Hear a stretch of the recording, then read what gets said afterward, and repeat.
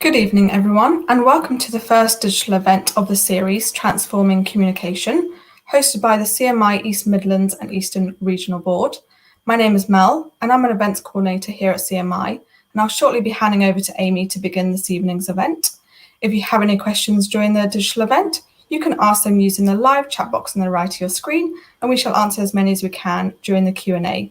Today's session is being recorded, and it will be shared with those who have booked to attend tomorrow morning. The event recording will also be available on the CMI website and CMI YouTube channel. Now over to Amy Kendrick, Chair of the CMI East Midlands and Eastern Regional Board. Thanks, Mel, and welcome to everyone. Following our successful introduction about the fundamentals of transformation, this is the first themed session in a series of events hosted by the CMI's East Midlands and Eastern Board, as Mel said, where we explore a particular aspect of transformation in a bit more detail. The event focuses on individual elements highlighted in CMI's Management Transformed research. Today we're covering communication, but we will be covering in the future topics from people, well-being and location. In this session, we're going to analyse some of the misconceptions and issues surrounding communications during periods of transformation and why it's so important for managers and leaders to deliver this successfully. We're absolutely delighted to be joined this evening by Liam Fitzpatrick, who is a communications specialist and principal at Donhead Consultants, and Babak Yadzani, Executive Dean of Nottingham Business School at Nottingham Trent University. Hi there to Liam and to Babak. Hi. Hello, how are you? Great to have you with us. Thank you for your time. And I thought before the main discussion begins, I'd like to invite you both to introduce yourselves just in a bit more detail and say a few opening words on the topic of transformation comms. So Babak, do you want to kick us off? Great, thanks very much. And as Amy mentioned, I'm Babak Yazdani. I'm the Executive Dean of Nottingham Business School at Nottingham Trent. And we are one of world's largest business schools and one of its leading business schools with some 7,000 students. The formula that has got us to become a leader in experiential learning and personalization is that we integrate research, education, and direct collaboration with industry. And we put that at the heart of everything we do. So we are known as a business school for business. And we combine academic excellence with positive impact on people, on business, and on society. And we are one of the, probably the first business school to set up a partnership with the CMI, where Anne Franke and I arranged how business students should also sign up for professional qualifications going back a few years now. And that is part of our characteristic. But today we are talking about communicating transformation and maybe transformative communication. And it is true that today everything is about to change or has already changed, and we are at the beginning or middle of this transformation itself. Organizations, businesses, and also communications themselves or itself is in a state of flux and transforming. So throughout my career, I have been part of transformation missions all the time, and it's a very personal part of my own experience. So I'm really, really happy to be here and contribute to this forum. But before going on a bit too long about the past, I'll stop here. And before I start recruiting everybody to become a member of the business school, I'll hand over to yourself, Amy or Liam, and we'll pick up the subject in a bit more detail as we go. That's great. Thanks ever so much, Babak. Like I say, we're really delighted that you're with us. Over to you, Liam. I'm going to sign up at the business school next. I think I'm Liam Fitzpatrick. I have worked in communications for more years than I care to remember. And my specialism is very much around how do you help organizations use communications to go through change. And I've worked around the world. Most of my work is in international organizations, in multiple cultures. And I've worked in pretty well every context you can imagine, from downsizing through to quality transformations, health and safety changes, through to reorganization. So I've worked across a range of different scenarios and across a range of different industries, from higher education through to shipping. I'm currently doing a project with a global NGO. So a range of different scenarios. And the thing that I've always found very useful in my career to just to start a conversation about change and transformation is to make a distinction between change and transformation, which is kind of I find quite key. It may not necessarily be academically correct, but I find it useful in an operational sense to distinguish between things that change, like introducing a new IT system or moving a bunch of people from one office to another, or perhaps closing down a plant or a factory. So practical changes that you think were within your control as a manager, and transformations, which is the process that individuals choose to go through. So you might actually, for example, the simplest example is you might bring a new IT platform, like an ERP system or an Office 365, into your workplace. You can hand your money over to the IT contractor who will install a load of boxes and plug the cables in. But if people don't use the tools that you're giving them to deliver customer service or more efficient operations or lower costs, then you're wasting your time. So where communications helps with the change, which is about telling people there's a new IT system, but where we help with the transformation is helping people embrace that change, understand how to use it, and to make it fly. And I think quite often as managers and as communicators, we get into a bit of a muddle and we don't pay enough attention to the soft element of the change, which is voluntary, and we spend a lot of time focused on the hard elements of the change, which is involuntary, can happen to you. So that's kind of where I spend a lot of my time, working with organizations, thinking about, okay, what's physically changing and what's the transformation we need people to go through. So that's what hopefully I'll talk about tonight. Excellent. Thanks, Liam. And thanks to you as well for your time in being here. Clearly, we've got two experts here this evening. So let's start unpacking some of that expertise. We'll open up the debate and then we'll move on to some pre-submitted and some live questions from the audience that we've got with us tonight. So to open, let's start with something that's quite topical at the moment. We know that employee communications have become increasingly important as a result of the pandemic and the associated remote or hybrid working models that we've all been getting used to. But how do managers ensure that communication is a top priority when managing those kind of transformation initiatives? Liam, do you want to start on that one? Yeah, I mean, I guess anyone on the call's been wrestling with this for the last 9 months or so, or last year, and we've all had that situation where we've suddenly thought, gosh, I've got a team of people working for me. I don't know where they are. I can't see them. I don't know what's going on in their lives. I don't know what they're getting stressed about.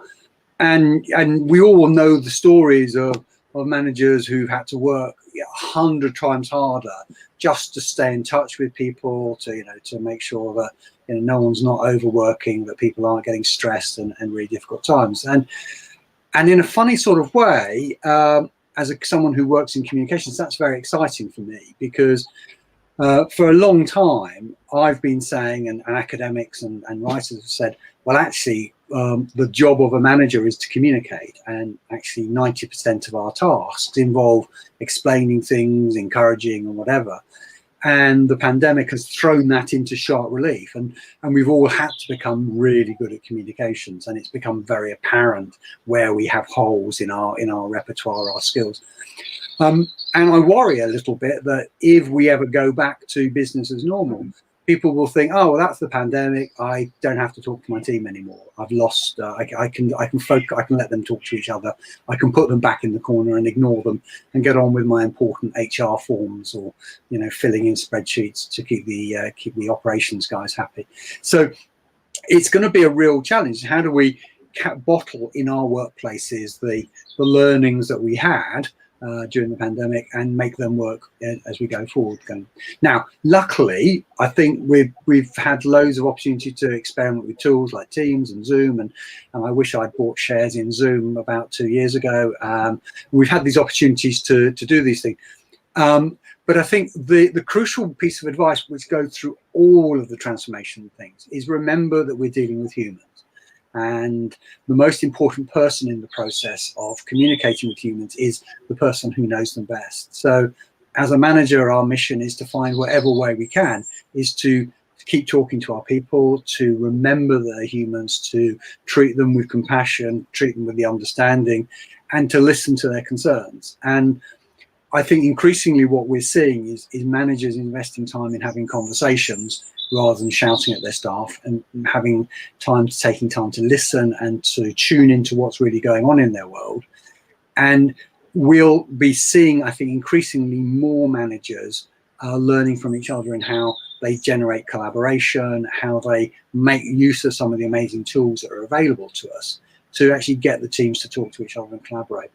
But I'd like to say I've got a pat answer for this particular one, but I think we're all on a learning curve here, and I think we're going to have to wait and see how the world shapes out, and we're all going to have to watch what everyone else is doing to learn from it. I think that's my answer to this. I just don't think we know just yet.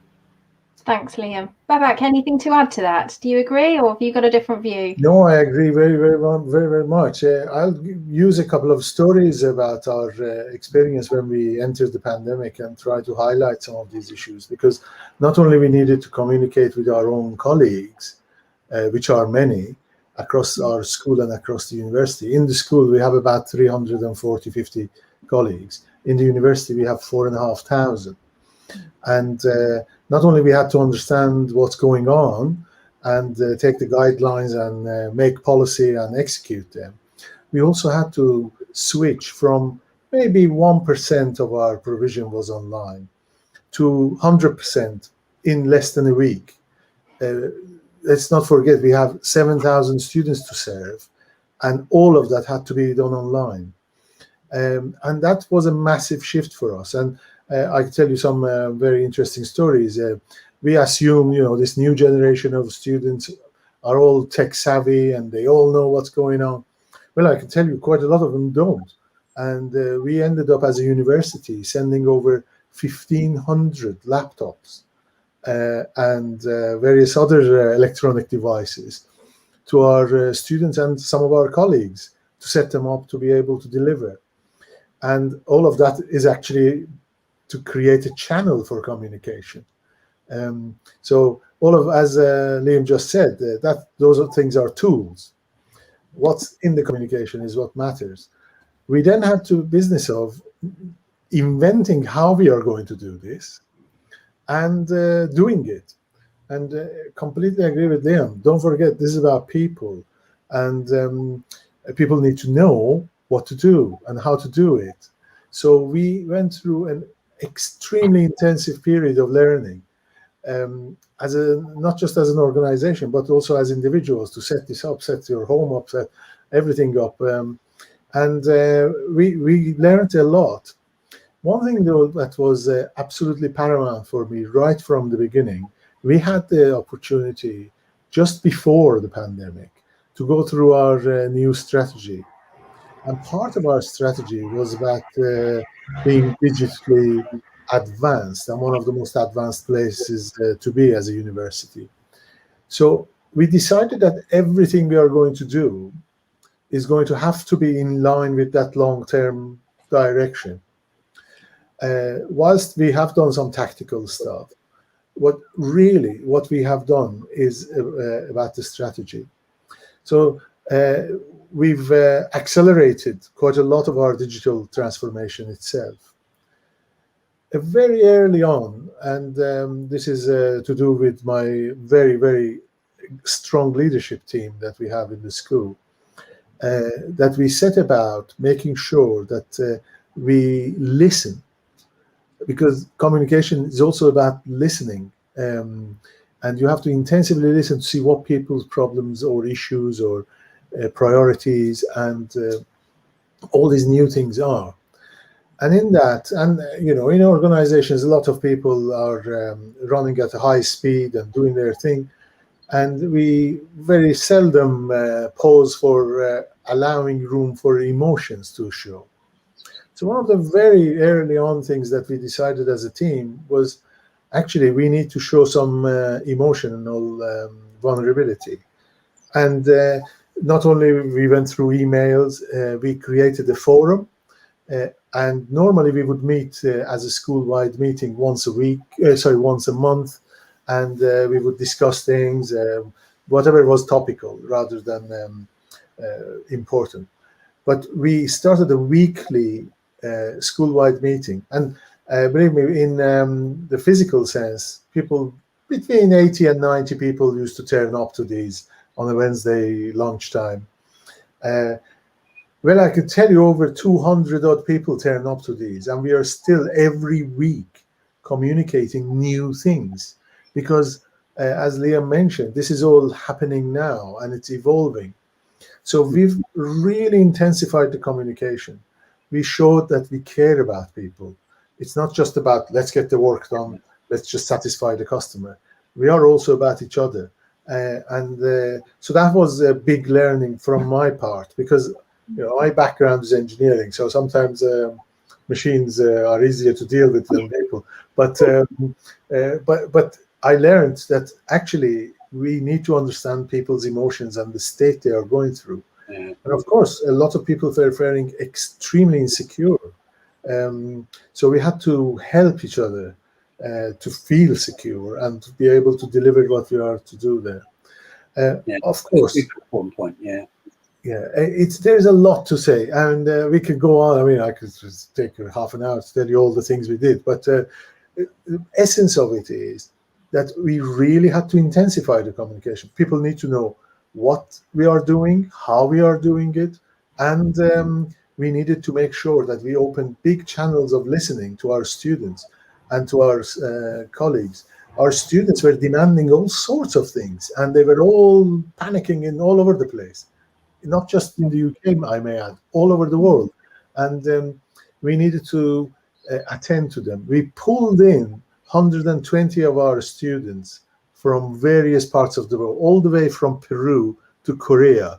We had students dotted around, and we had to pull them all in. So communicating very, very hard in these, and sometimes you couldn't reach them, sometimes their parents getting involved. It was complex.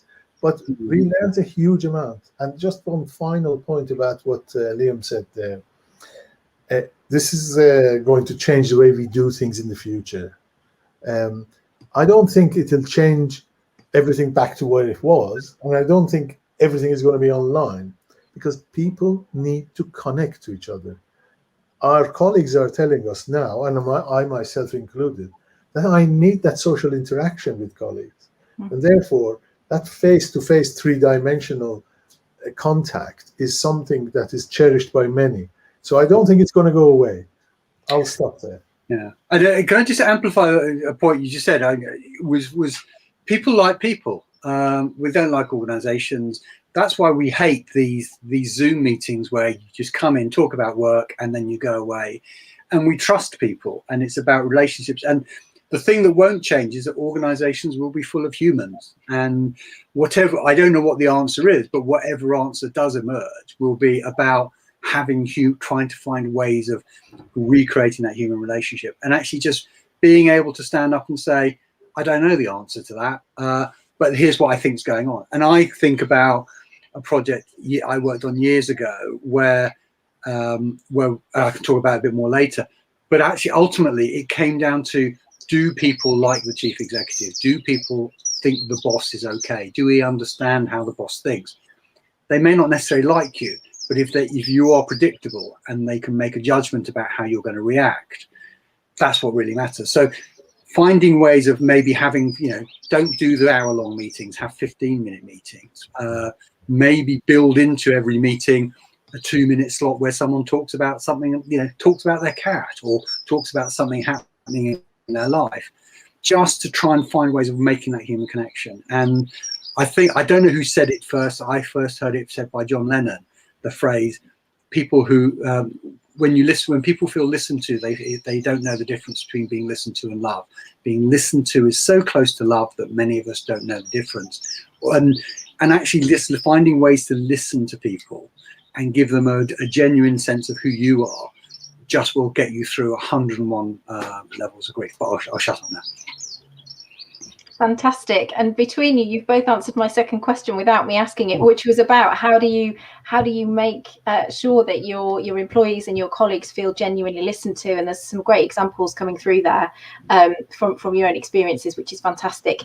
But if we could just turn your attention now, perhaps, to how do we use a communications plan to enable leaders to go about supporting and gaining buy-in, perhaps from sections of your workforce who are struggling with change or perhaps even actively opposed to it? I think that's quite a challenge for lots of leaders, particularly at the moment with this kind of disconnection of not being in the same physical place.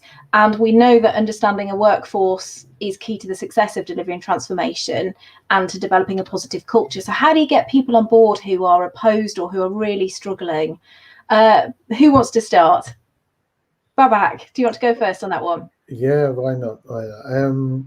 Well, in any transformation or any major shift, there will be some early adopters, and they will be loving it, and they will have used it well before we knew how where it even was. And there'll be some laggards who really don't like that change. I'll give you a very good example in our own business school. We have people who are right at the front end of this, and they've been advocating hybrid working and flexible working. And actually, we are, as an organization, a flexible organization. So nobody clocks in and out in our place. People deliver what they have to deliver, and that's what matters. However, there are colleagues of ours, particularly those that really struggle with the tech, have not liked this at all. And sometimes those are colleagues that are also, it's not just about the tech, it's about that personal interaction and that social element of work. So they haven't, we have a number of colleagues who haven't liked it. So the first thing for us was to make sure that we give them what they need. And we give them the training and the support and the peer support that they need. That's quite important. It's not just, there's a department that gives you all the setup and here's off you go. It is about peer-to-peer support as well. So they get equipped effectively to do what they need to do. And this natural experiment we've gone through has highlighted that there are some people who are just not up for that. In fact, I've had a number of colleagues to come and tell me that, yeah, fine, I'm doing this, but next year I'm thinking about going to either retire or do something else, which is absolutely fair and fine, which is important. Now, how do you make sure that people are buying into what you're doing? Now, this transformation has been effectively forced upon us. However, as I said, we were going to transform anyway and become far more digitally savvy in any case. So we had a transformational journey to go through. However, the best way of doing that is to make sure that as many people are on board that as possible. So we, in our strategic work, had a number of colleagues' conferences and a huge amount of input and a huge amount of ideas gathering, etc. And we distilled them into some 6 platforms or six major themes that we are going to be working on. So that process of socializing, getting colleagues to input and be part of that journey is absolutely critical. And that is entirely about communication.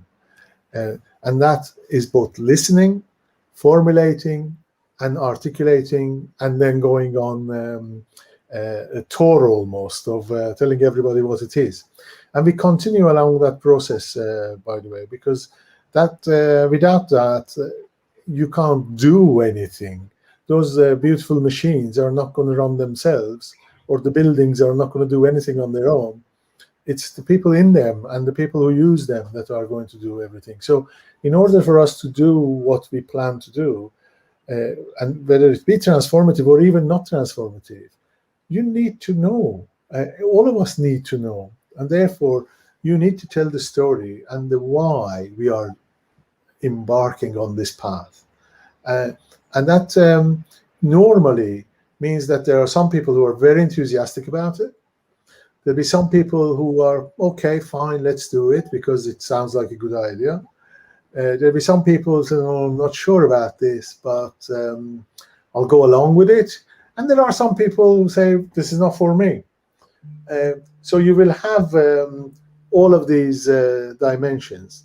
As long as your majority are in the, I go along with it and I'm interested about the journey, I think you're okay to start. And as you start and results show and people are part of that overall journey, then things develop momentum. And as you gain successes, more and more people are part of that. It's absolutely important to keep telling people that this success is not from some big figure sitting at the top and commanding everything.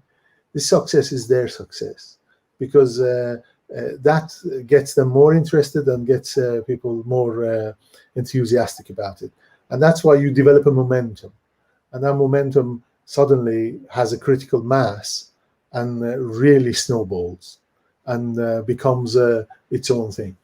And in our journey, one of the things we did, and I'm not talking about COVID now, in our transformation in the last 15 years or so, we've tried to be slightly faster than other organizations that we compete with. And being faster means that on every lap, we gain a little advantage, and that every increment gives us something more. And that suddenly people say, oh, wow, where did these guys come from? How can they do this? So we did something on personalization, for 7,000 students to personalize their experience for what they study, how they study, what experiences they get, what support they get, is a big thing. But everybody is looking at us saying, how did you do this? We tell them, well, we started in 2012 and we've added bit by bit and bit by bit, but we had a vision and we kept at it. And now I think people see that these guys are so advanced, we can't catch up easily. So there is an advantage to the organization. But I'll stop there. I'm sure Liam has some better stories to tell you. Thanks, Mark. That's great. Yeah, anything to add, Liam, on the issue of? Yeah, I was just texting my wife to say, can we make sure the dogs stay in? Because otherwise we would have been drowned out by a cacophony of barking as a squirrel walked across my garden. So, I think my take on this is, in my message is, don't worry, just don't worry. It takes time. You cannot over communicate. You can miscommunicate, but you cannot over communicate. Why? Because as humans, we hear the stuff we're ready to hear at the moment we're ready to hear it.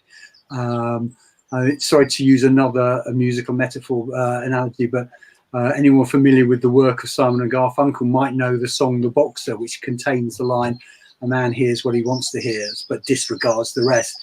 And irrespective of gender, despite what my wife tells me, we all do it. We just hear what we're ready to hear at any given moment.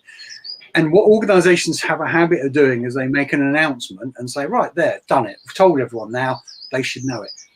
And the reality is that most people have only heard a fraction of it. They haven't had time to process it. They're starting to ask all those regular questions like, am I going to lose my job? Is this the same nonsense they came up with last year? Am I going to have to move? Is it the stuff that I like to do? Is that going to? So they're hearing all that stuff. They're not hearing about the optimism, the future, the challenges. And it's quite often what happens is you get a leadership team who spend ages thinking about a change. They do lots of planning. And the analogy that I've always heard people talk about is, it's like they're driving the train. They're sitting at the front of a train in a tunnel. They can see how far the light is. They know where they're going. They know they can control the speed of it. But the rest of us are 4 carriages back in the train. We've got no idea how long the tunnel is. We've got no control over the speed. We don't know where we're going. And we're sitting there going, well, what's going on? And so we haven't got the space to understand some of the messages that are being thrown out. So a lot of organizations The mistake they make is they think, well, we'll tell everyone once and we'll be really super clear and we'll put loads of energy into saying that one thing. Maybe we'll do a video, we'll have an all-staff meeting. And what they regret, they miss, is the need to keep repeating the message, to find different ways of saying the same thing, and not to be despondent or dispirited when you've said the same thing 10 times. You're bored witless by saying the same thing, and someone still comes to you and go, so what's this all about then? And finding ways of actually engaging people in that conversation is really super important. So the way I normally say it to people is, think about doing it multiple ways, but also try and mix up the ways you do it. So, do an email. No one ever reads email, but do an email. Do an all-staff meeting. Have a Monday morning discussion. Make sure that all the managers who report to you really have an in-depth understanding of where they're going, so that they're messaging around it. Look for opportunities to, Babak mentioned, celebrate success. So demonstrate, hey, we said we were doing this, and hey, look, we've done it. You said that was a problem, and look, we've fixed that problem. But remember that things take time. There's an often quoted statistic, which is utter rubbish, about 70% of change programs failing. It's utter rubbish because I can't find anywhere that evidences it.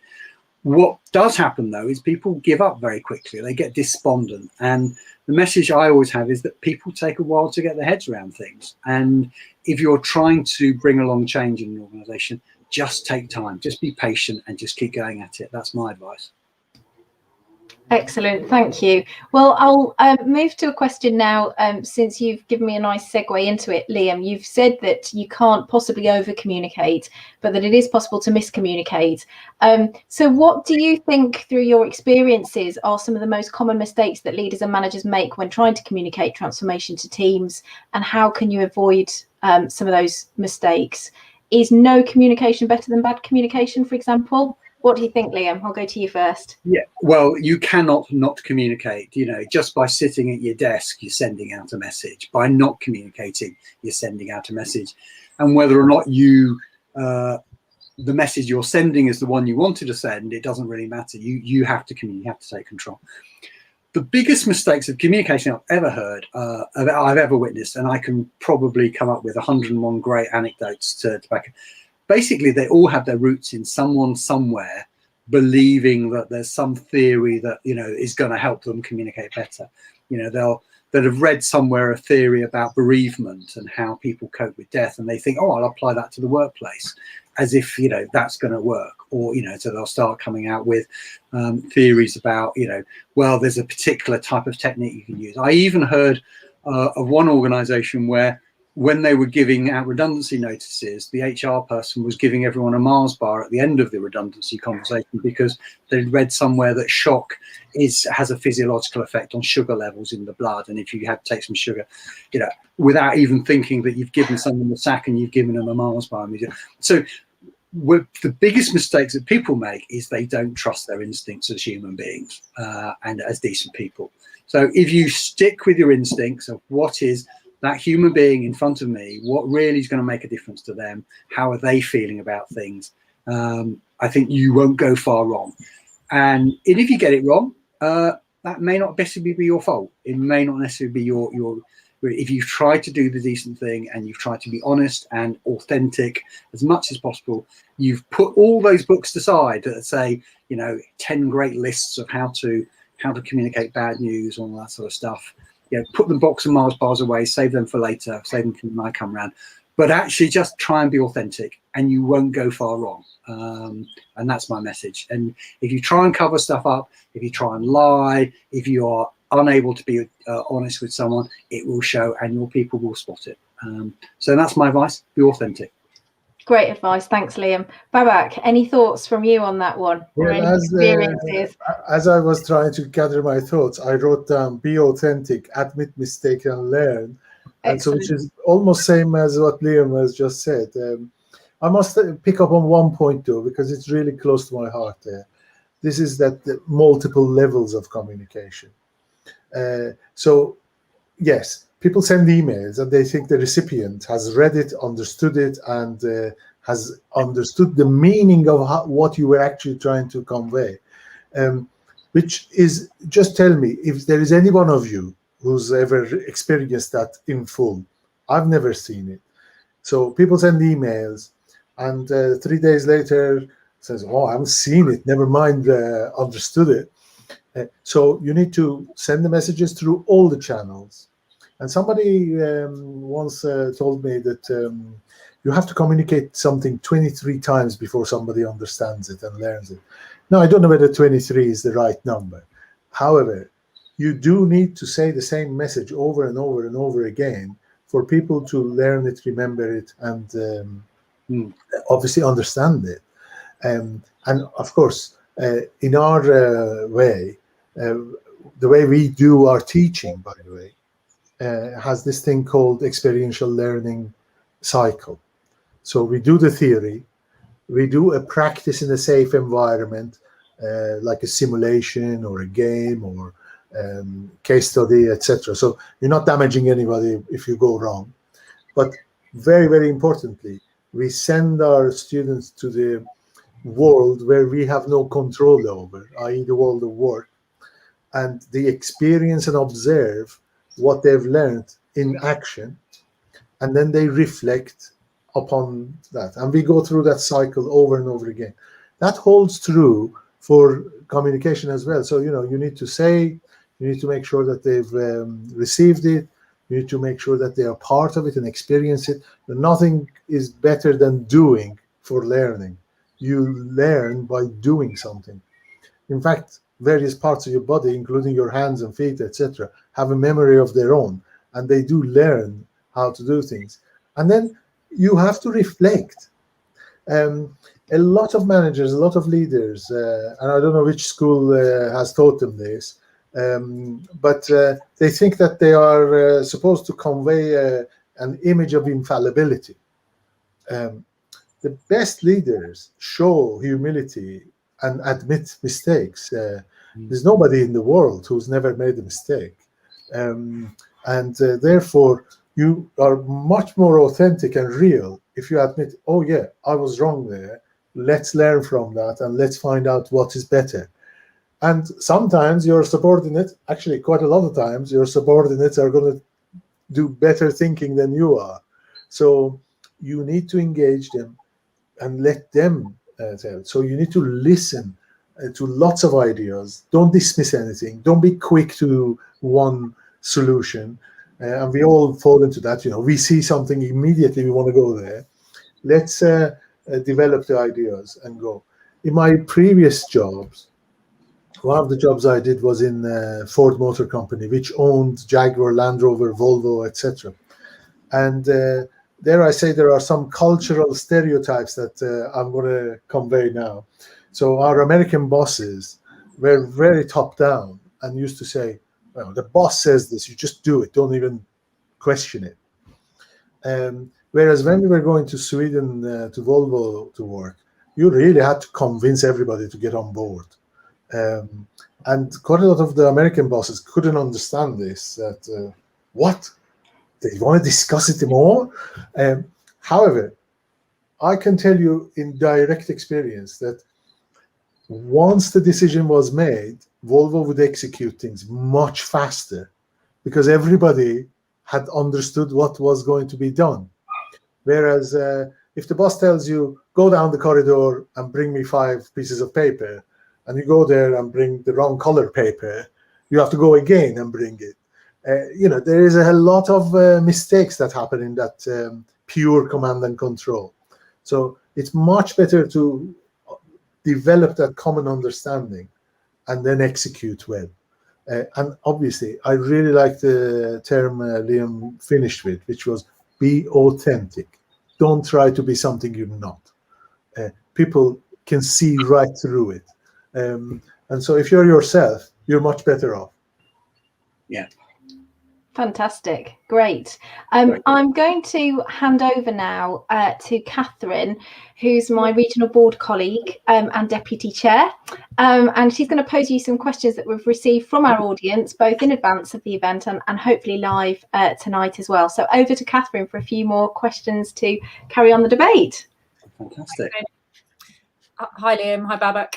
So we'll kick off with a pre-submitted question, which talks about uncertainty. So people's resistance to change frequently is based in uncertainty. So what should we be hoping to achieve from our communication plan that can help to make transformation less daunting to people? Do you go first, Baba? Yeah.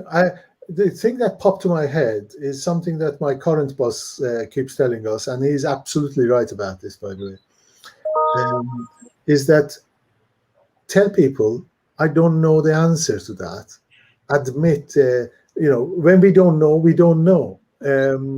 We shouldn't pretend to know when we don't really know. So give you an example of that. Our students are asking us what sort of assessment methods are going to do next year. I really don't know, because it all depends on what. Oh, Have we lost Baba? he's frozen a minute. Let's. Well, can I? So while we're waiting for him to come back, shall I jump in as well and say, it's quite fun actually, because it just reminds me of years ago, well over 20 years ago, I did a project working for the trade union that represents airline pilots, and we were talking to British Airways at the time, which was trying to rejig its relationship with its pilots, and they were trying to drive through a quite significant cost-saving plan. And if you've ever met an airline pilot, they're incredible people, but they live in a totally binary world. Things are either up or they're down, they're on or they're off, which is great. If you're sitting behind them in a plane, I just want them to make sure it's not going to crash, But the trouble is, if you show them a business plan within seconds, because they're also really very, very intelligent people, thankfully, they will tell you what's wrong with the business plan. And then their next question would be, well, I couldn't fly a plane with a plan that's this bad. What are you doing running a multi-billion-pound company? And they sort of had, and it was just, and the executives of BA, British Airways, were just pulling their hair out. They just couldn't cover it. But in reality, that's an incredibly unrepresentative sample of the population. Most of us as human beings live in a world where we judge things emotionally. And if we have time to discuss things with people, if we have times to talk things through, we become very tolerant of the uncertainty, because we make a judgment. I make a judgment that, Catherine, you seem like an all right sort of person. Your heart's in the right place. You kind of know what you're talking about. I don't need to understand it. I will trust you, Catherine, to do the right thing. And over time, if they're exposed to your thought process, they will go, okay, I kind of get that. That's great. The worst changes I've ever worked on are ones where the management team have turned up with absolutely detailed plans all written down, and everyone goes, oh, well, you've nailed down everything, but you haven't thought about this. And quite often managers will get into difficulty with, if you ever present to an exec team or a board, you will find yourself very quickly getting into difficulty if you turn up with every single item nailed down, because you start having to defend the micro decisions that have gone into that. And before you know where you are, your whole presentation starts unraveling. Much better to live in a world where you're able to say, this is the direction of travel, this is what we want to do, let's puzzle together what the answer is. So I don't know if that was is an answer, but hopefully now Babak's back, maybe he can add to it. Sure. Thanks. Sorry. Yeah, I just lost my connection there for a second. Absolutely. I think everything's uncertain, actually. There are degrees of uncertainty. We know certain things more than others, but even the laws of physics are a bit uncertain. So once we admit that to ourselves, we end up with not trying to plan everything in advance to the minute level, because it's impossible to do it. In any complex organization or products or services, it's impossible to know what's going to completely pan out. Therefore, it is about direction, and it's about how you carry on in that direction. We use key performance indicators, and we set ourselves targets of what we want to do. We benchmark against the best in the world, and we try and achieve similar results in certain areas. However, we set ourselves an identity and say, this is who we are, this is what we want to do. And if next year my target was 100 and I've achieved 90, I think that's still good, because the year before was 80. So if I'm going in the right direction, it's fine. If I'm going in the wrong direction, I need to change course and do something else. So again, it comes down to understanding the purpose. Therefore, you need to communicate, and then being able to deal with the vagaries of life. I was just, as I cut off, mentioned that our students are demanding to know what format of exams they're going to do next year, or assessment. And I just tell them, we don't really know as yet. I can tell you something, but it could very well turn out to be untrue, because if circumstances change, things will change. And the truth about it is that we now in this world physically know that things are uncertain. Some very basic things are uncertain. 21st of June, are we going to end lockdown completely, or are we not? And whether you like the government or not, it doesn't really matter. But they are not gods either. They have to judge what's going on and respond to it. And we have to be a little bit adult about it and accept the fact that we don't know everything. And as I was saying, my boss, Edward Peck, Professor Peck, says to us, don't pretend you know things when you don't, and just tell people you don't. And he does that very effectively when people ask him. And in the school we have a weekly meeting. In departments we have a weekly meeting. He has a monthly Q&A that he sets up, and he displays that. He quite happily admits that we don't know. We're going to work it out. If you've got a better idea, let me know. And that is real, and that works. That really works. Because people do come forward and participate and tell you what they think could be done. And 9 out of 10 times, there are lots of good ideas around. I guess it it echoes what we talked about earlier about sort of authenticity and also being human, doesn't it? Admitting some fallibility, we just don't know. So yeah. Okay, thank you. So another pre-submitted question we've got is, what are your views on the move towards colloquial communication mechanisms or colloquial language in a corporate setting, such as WhatsApp or Yammer, TextSpeak? Do they have a place now? Babak, what's your thoughts on that? Sure. We have our official channels, and then there are channels that people will use, whether it is Yammer or whether it is WhatsApp or whatever social media tools, or if it is down the corridor chatting to each other. People will use whatever they want to use. So I think we need to understand that they are there. We also need to understand that our official channels are X, Y, and Z, rather than just everything. Because if I'm sending one message to you by email and the other one on Teams and the one after that on WhatsApp, and you don't read the WhatsApp, and I come back and say, "Oh, Catherine, why didn't you answer my question?" So, well, I haven't seen it. So I think there are official channels, and then there are unofficial channels that exist, whether it's technologically enabled or not. It doesn't really matter. They exist. So we need to know they are there. We need to embrace them, let people use them. I think you try legislate against things like that at your peril. It will happen. You can't stop things. So if I went around and said, we are not using WhatsApp, well, how am I going to control that? I think the way I come at it is very simple. What result do you want to have? And that's the question you should always ask in communications. What do you want people to do as a result of the communication I send them? Do I want them to get out of the building because there's a fire, or do I want them to sign up for a program on better customer service? What is it that I want people to do? And that then leads you to look at your audience. And if your audience is a bunch of partners in a law firm, you will probably be speaking in perfectly punctuated, Queen's English. if, as I had the joyful experience a couple of years ago of running a team of Indian software developers in Mumbai, you will be probably speaking in, chatting to them in, a language that young people and people living in a world of tech can relate to. It's about what tone of voice, what language you want to get people to get the result you need.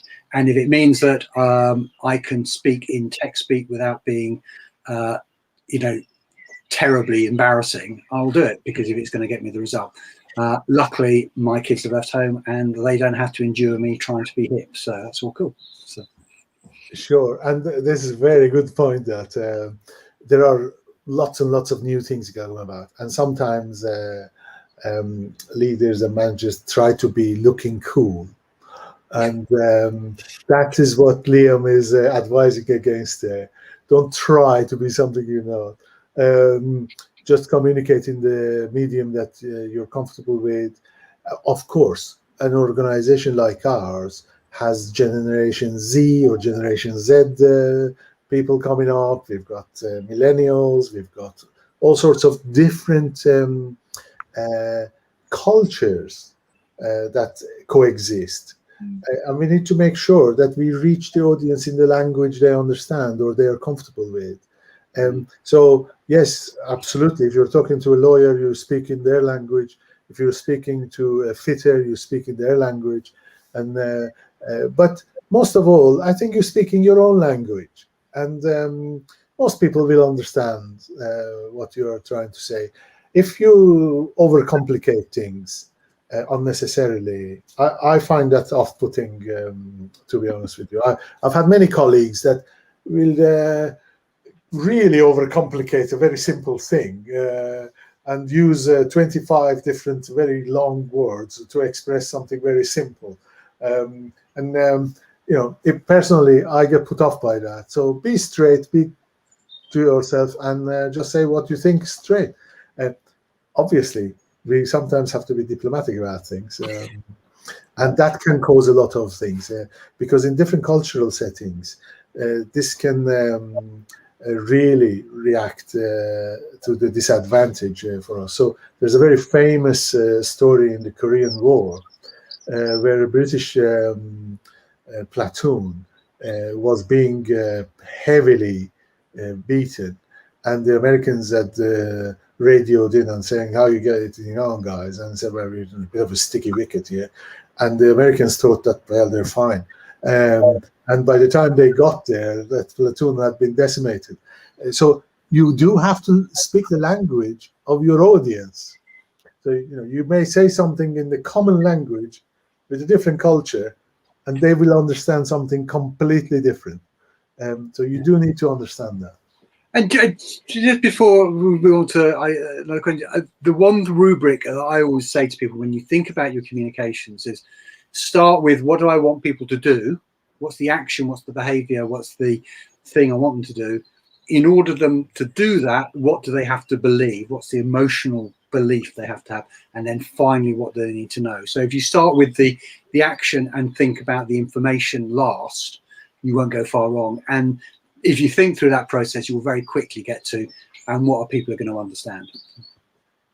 Okay, thank you. That's super. So we've got a few really interesting live questions. So we'll just try and rattle through a couple of them. So if we could keep the answers reasonably punchy, then we'll get through a couple. Quick fire round. So the first one is from Alistair. So Alistair asked, how do we reconcile those who have found communications over the last year to be far more accessible than they had before, i.e. those people for whom traditional in-person participation was a barrier? Liam, how do you?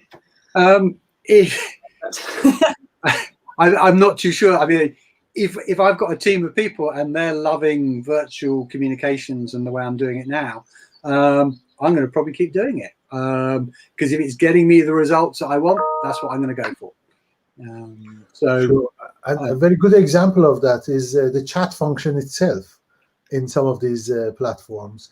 And we know for sure that a lot of colleagues and some of our students who were actually very shy to raise their hand and talk in a public forum are very happy to put a comment or a question in the chat.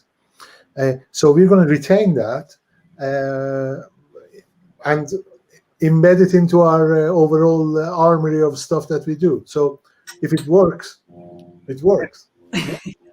Do it. If it gets you the results, do it. Excellent. Okay, we've got one from Lee. So from a time when communication was a single channel to a time where I'm now flooded with internal and external communications, how do we filter to make sure that the right information is getting through all the noise? Babak, what's your before we started, we were having a chat about email and the avalanche of emails that exist, and 90% of them are really just there. So there are, first of all, there are tools within the systems that you use to be able to filter some of these things and prioritize things. That's very helpful. So if you prioritize it. So for example, as a rule, if somebody CCs me on something, I actually send that to a separate box so I don't get flooded and I can see them as a separate thing, because obviously I'm not the first recipient of that. I'm just there for information.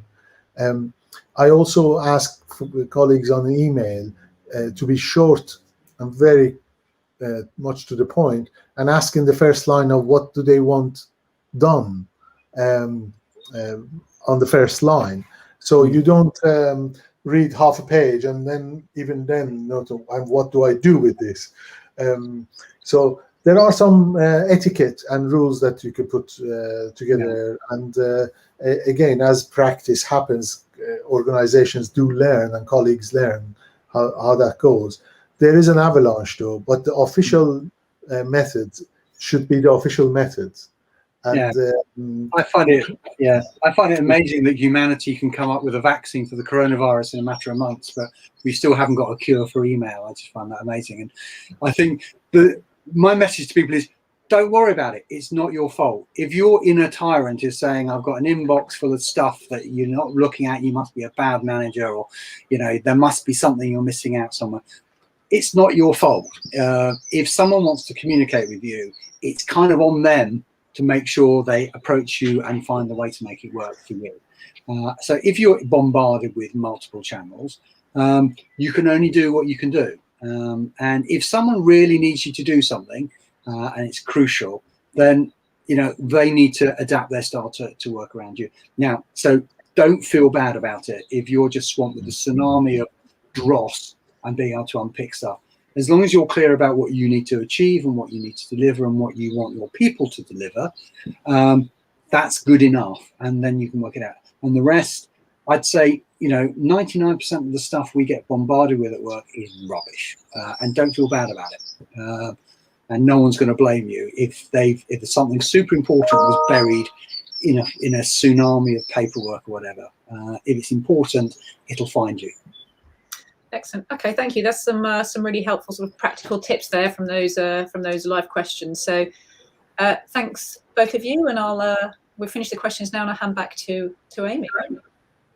Thank you, Catherine. Yeah, like you say, some really insightful questions and some great advice from our experts. I'm conscious that we're nearly out of time and that we're coming to the end of our session. But before I let you both off the hook, Liam and Babak, I was hoping that you would give us your kind of top 3 takeaway tips, things that have worked really well for you, or that you think are the most key messages that we've talked about when managing and communicating that transformational change. Liam, do you want to go first? Quick fire. Yeah, very simply, and these won't come as a surprise. Be yourself, be a human. Don't feel bad about you because you haven't read the latest management book on the subject of what makes great communicators, and most of them are written by people who are making it up as they go along. And the third is listen. When people are listened to, it makes all the difference. So be yourself, don't feel bad about it, and listen. Excellent advice. Babak, over to you. This is terrible because I was just going to say the same thing. I'll use a different order. Listen, be yourself, and communicate. Those are my 3 big takes. And communicate a lot. A lot, yeah. Perfect. Thank you to both of you. I really appreciate you joining us, sharing all of your personal insights, which I'm sure the audience will agree have been really interesting and hugely valuable. And thank you for making it fun and engaging and human. And thank you to Catherine as well for hosting the questions from the audience. That's brilliant. We'll be posting on our social media accounts to keep this conversation going. So please look for the hashtag Management Transformed. Hopefully you can share your own experiences and questions there too as well, and we'll get back to as many of you as possible.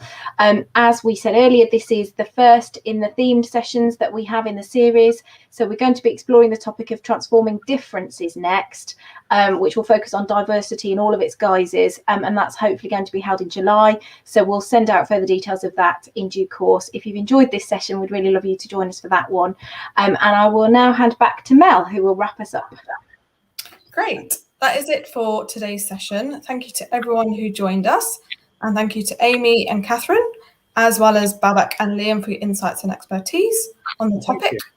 If you're a member of CMI, you can log into Management Direct using the link in the live chat, where you can find thousands of exclusive practical development resources and much more. If you're not yet subscribed, why not join our community via the link that's also in the live chat to gain full access to our Management Direct portal. You can also sign up to our free CMI newsletter, plus via the link in the live chat box. You can also visit the CMI East Midlands and Eastern Regional Board webpage. And from there, you can connect with the board's LinkedIn group, where you can also continue the discussion on this evening's topic. So thank you again, and enjoy the rest of your evening. Thanks, Ross. Lovely to meet you all.